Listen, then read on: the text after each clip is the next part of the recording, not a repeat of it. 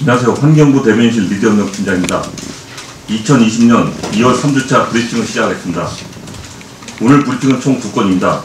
첫 번째는 유필무 환경조사 담당관이 폐기물 7,392톤을 불법 투기한 유통조직 재판에 넘겨에 대해, 두 번째는 박윤민 대기비례 전략과장이 국외 유입 미세먼지 먼 바다부터 샅샅이 파악한다에 대해 발표하겠습니다.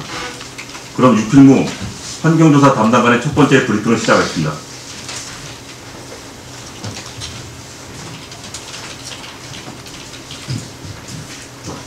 지금부터 불법 폐기물 수사 결과를 말씀드리겠습니다. 저는 환경부 환경조사 담당관 유필무입니다. 환경부는 최근 경북 영천과 성주 지역에 폐기물을 불법 투기한 무허가 폐기물 처리 업자, 폐기물과 화물 차량 알선책 등 총 9명을 적발하였습니다. 환경부는 이 중 범죄 행위가 중대한 5명은 구속 상태로, 나머지 4명은 불구속 상태로 지난 달 2차례에 걸쳐 대구지방검찰청에 송치하였고, 3곳의 폐기물 처리 업체에 대해서도 양벌 규정에 따라 기소 의견으로 함께 송치하였습니다. 이들은 지난 2018년 12월부터 2019년 7월까지 경북 영천시 대창면 3곳과 성주군 용안면 한 곳에서 빌린 창고와 공터에 폐합성 수지, 건축 폐기물 등 7,392톤을 허가 없이 불법으로 투기한 혐의를 받고 있습니다. 이번에 적발된 피해자들은 사업장 폐기물 불법 투기, 무허가 폐기물 처리업 운영, 영업정지 위반, 폐기물 반입정지 위반, 폐기물 처리 명령 위반 등 폐기물 관리법에 걸쳐 폐기물 관리법을 전반에 걸쳐 위반하여 약 8억 7천만 원의 부당이익을 챙긴 혐의를 받고 있습니다. 지금부터 말씀드리는 범죄 내용은 배포해드린 보도자료 3쪽의 범죄 구성들을 보며 들어주시기 바랍니다.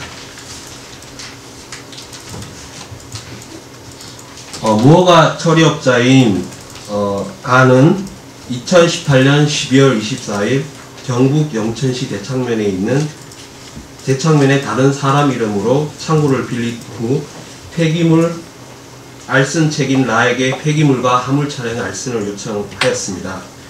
폐기물 처리업자 마 등은 라의 알선으로 자신의 사업장과 거래처에서 발생한 폐기물을 가에게 반입을 하였습니다. 가는 폐기물을 창고에 쌓아 놓으면서 창고 내부 시설물과 외벽을 훼손하여 창고 소유직에 큰 손해를 끼치기도 하였습니다. 특히 무허가 폐기물 처리업자인 가와 바지 사장 모집 책임 나는 불법 행위가 적발되면 꼬리 자르기를 할 목적으로 창고를 빌렸던 바지 사장 다에게 본인은 가입니다. 가의 정체를 드러내지도 않기도 하였습니다. 또한 가와 나는 불법 행위가 적발되었을 때 추적을 피하려고 다른 사람의 휴대전화, 일명 대포폰을 사용하는 등 치밀하게 범죄를 준비했지만 둘 다 구속이 되었습니다. 그 다음에 폐기물과 화물차량 알선 책임라는 화물차량 기사들을 통해 수집한 전국 각지의 폐기물 불법 투기 현장 정보를 이용하여 폐기물 배출자들에게 시중보다 낮은 가격에 폐기물을 처리하도록 알선하고 중간에서 수수료를 받아 챙기는 방식으로 폐기물 불법 투기를 부추긴 행위로 구속이 되었습니다.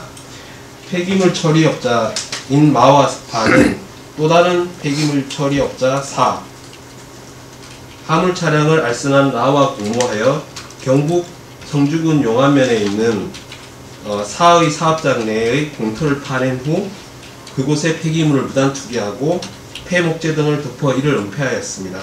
또한 마와 바는 법인인 차의 명의로 경북 영천시에 있는 창고를 빌려 462톤을 무단 투기하였습니다. 폐기물 처리업자 바는 지자체로부터 폐기물 처리업 영업정지와 폐기물 처리 명령 등의 처분을 받았으나 이를 무시하고 영업행위를 지속하는 등 폐기물 관리법을 전반에 걸쳐 위반하다 둘 다 구속되었습니다. 한편 대구지방검찰청 환경보건범죄전담부는 이번 사건에 대해 추가적으로 수사를 하였고 지난 1월 21일과 1월 30일 두 차례에 걸쳐 피의자들을 전원 기소하였습니다. 특히 대구지방검찰청은 추가 수사를 통해 피해자들이 취득 분배한 이익 규모를 확인하여 추징 보전 신청 등 범죄 수익 환수 절차를 현재 진행 중에 있습니다. 이번 사건은 오로지 영리를 목적으로 폐기물을 불법 투기한 유통조직의 구조를 확인하고 범죄 행위가 중대한 5명을 구속하는 등 강력한 법적 제재를 가하였다는 점에서 비슷한 범죄에 대한 예방 효과가 있을 것으로 기대됩니다.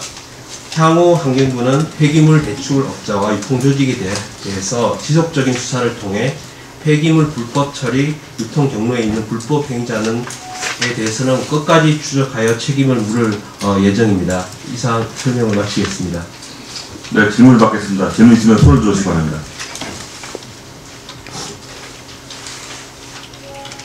네, 동아일보 강의님.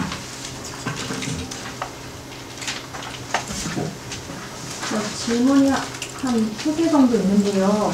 먼저 이 폐기물 관리법 위반 사실을 언제 어떻게 인지하셨는지 궁금하고요. 그리고 환경부랑 대구지검이랑 어떻게 협업하셨는지 설명해 주셨으면 합니다. 그리고 부당이득이 8억 7천만 원이라고 하면은 아까 좀 싸게 처리해 주겠다고 해서 받아왔다는 건데, 그럼 원래 톤당 얼마에 처리를 해야 되는 건데 이들이 얼마에 처리해 주겠다고, 어느 정도 싸게 해주겠다고 속인 건지도 궁금합니다. 우선 첫 번째 질문에 대해서 답변을 드리면 인지 시점은 저희가 작년 하반기 여름쯤에 인지를 했습니다. 이 건은 당시에 여러 언론 매체에서도 보도가 됐고요. 영천 지역의 창고에다가 폐합성수지, 주로 폐비닐류 같은 걸 방치하는 그런 언론 기사가 많았고, 당시에 그 지역에 있는 피해를 입었던 분이 저희한테 신고를 해서 저희가 이 수사를 진행을 하게 되었습니다. 그리고 환경부와 대구지방검찰청의 경우에는 기본적으로 형사소송법에 따라서 검사는 특별사법경찰관을 지휘할 수 있도록 되어 있습니다. 그러니까 환경부는 수사를 할 수 있는 특별사법경찰관의 지위를 갖고요. 그 다음에 검사는 특별사법경찰관을 지휘할 수 있는 구조이기 때문에 저희가 수사를 하면은 그 사건을 검찰에 기소를 하게 되고, 검찰은 그것을 송치를 하게 되고, 검찰은 기소를 해서 재판이 진행이 됩니다. 통상적인 경찰이라는 수사 진행 사항과 비슷하고요. 그 다음에 폐기물의 불법 수익과 관련해서는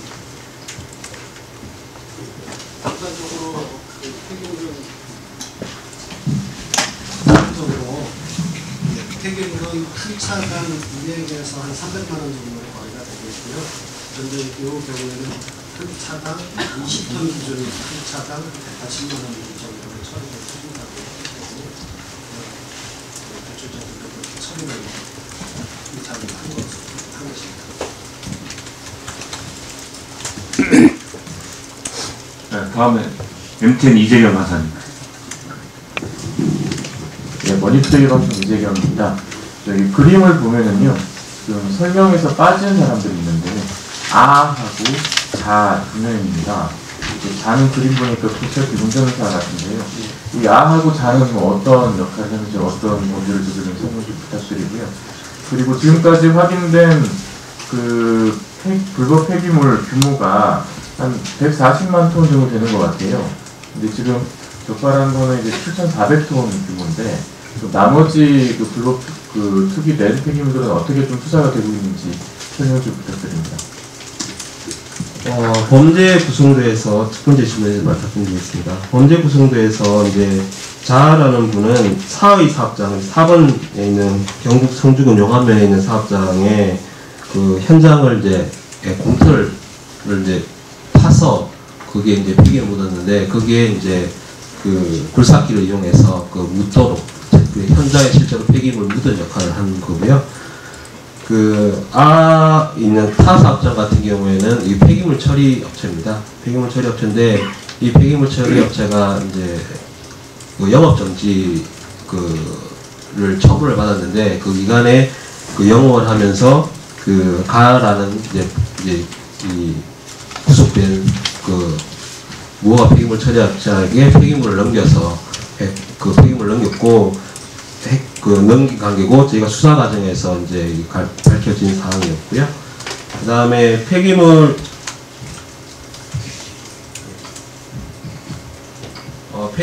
이번에 저희가 보도드린 거는 이제 구속된 사건에 대해서만 저희가 그 설명을 드리고요. 나머지 폐기물 사건에 대해서도 일부 저희가 그 진행을 하거나 했고 여러 가지 이제 아직은 이제 최근에 잘 아시다시피 그 형사 사건에 대해서는 기본적으로 이제 공개가 이제 금지되다 보니까 여러 가지 검찰에서 기소가 이제 되었을 때 저희가 공개하는 걸 기본칙으로 하고 있고 상당수의 사건들은 그 경찰에서도 많은 사건들을 현재 수사를 하고 있습니다.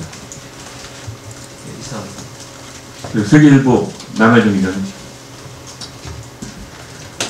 여기 보면은 뭐 마와 바가 폐기물 처리 위반을 했음에도 또 어기고 이걸 투기한 건데 이거에 대해서 뭐 이제 이렇게 계속 반복되는 경우 마와 바 같이 이렇게 이런 폐기물 불법 투기를 반복한 경우에는 이제 특별한 제재 사항이 없는지 그게 궁금하고요. 그리고 여기 보면은 이제 폐기물 원인자가 이제 처리한다고 했는데 이게 뭐 원인자가 처리하지 않을 경우에 뭐 행정 대집행을 통해서 비용을 징수한다고 했는데 뭐 그 비용이 어느 정도 되는지 뭐 이 사람들이 만약에 처리하지 않을 경우에는 뭐 폐기물을 어떻게 해야 되는지 이거에 대해서 좀 말씀해 주시면 좋겠습니다. 마와 바 같은 경우에는 이런 폐기물 그 징벌적 가진금 제도를 지금 도입하고 있고 최근에 저희까지 소관하고 있는 환경 범죄 등의 단순히 가중 처벌에 따라서 그 동일하게 이런 폐기물을 배출한 경우에 대해서는 그 징벌적 가지금을 도입을 했습니다. 그래서 아직 시행은 되지 않았지만 올해 저희가 시행을 준비를 하고 있고요. 그 다음에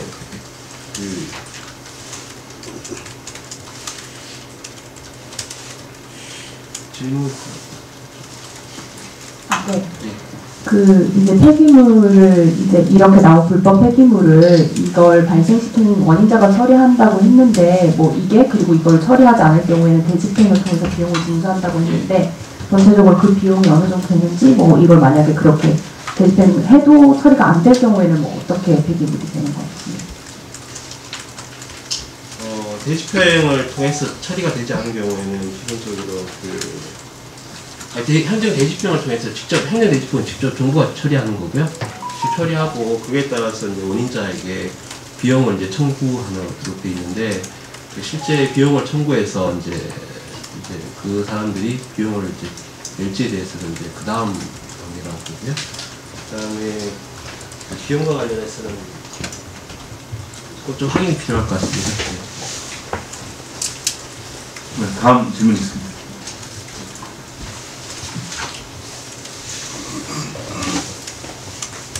그럼 이어서 박윤민, 백이민의 전략가당의 두 번째 브리핑 시작.